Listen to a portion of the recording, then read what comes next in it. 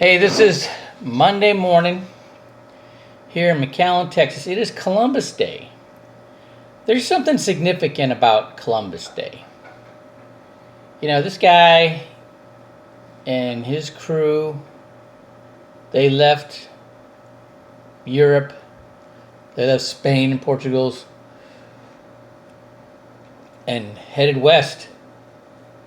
And they didn't know how long or, they actually thought they were headed somewhere else. They actually thought they were headed to the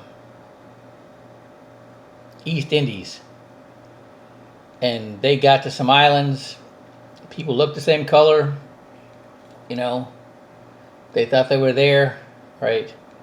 But what actually they found, there was a whole continent in between, all right, in the way.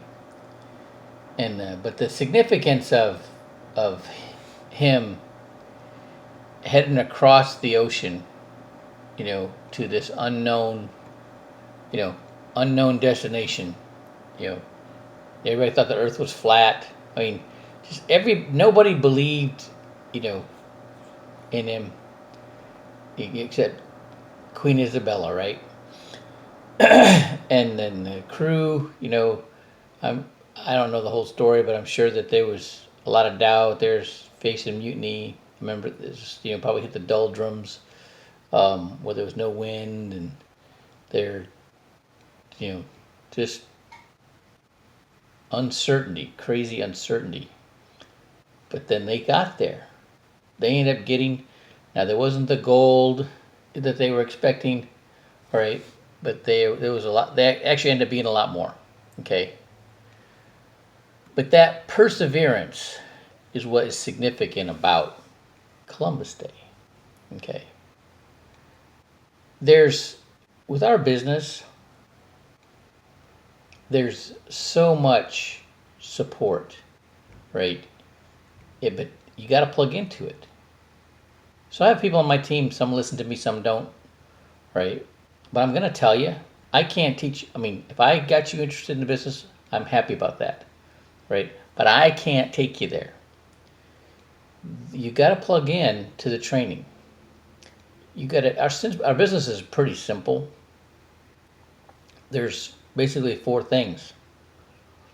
Once you get your code number, then you do your own financial strategy. We got to see where you are, figure where you want to, hear from you where you want to be, and see what we can do to get you there. Then, so that's where you buy, own, share. Okay.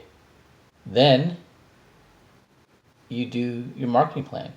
We get in contact, and a lot of people get really resistant to talking to people that they know, which doesn't make any sense. Right? If you got interested, there's something about this business that sparked something in you, chances are at least 30% of the people that you know are going to be interested in the same thing you are for the same reason. It's birds of a feather, right? But we have a system. And now with the way that they do it now, with the training and the Zoom, it's so much easier. Okay. And then there's licensing. You got to set your date, get the study material, study, and take the test. Okay. What happens when you don't set the date? You put off the studying, and you never take the test. There's a reason we do everything that we do. Okay, and if you're not following in the system, you either don't know, then it's my fault, right? Or if you're resisting it, you need to look in the mirror, right? And be honest with yourself. Do you think you're all that? Do you think you always going to have a better way? Right? How's it working for you now? We got just super success, and right here in McAllen, right here with Bernadette Kim, right? It's phenomenal. I mean, every time we get on a national Zoom call or regional Zoom call, I mean, they're all about her, right? Because she's consistent. She's a winner. I like to be around winners. All right, and if you don't see her as a winner, go back and look in the mirror, pal. All right. Um, there's something that is really came about recently in understanding, and I got it talking about parents planning for their kids' education. The majority of time, parents are digging into their savings or their retirement or their home equity to pay for their kids' college. And the way the system is designed, you almost have to do that, or that you gotta consume, you gotta totally consume all those resources before there's any financial aid. And now you're behind in your retirement, unless that money's in an insurance contract.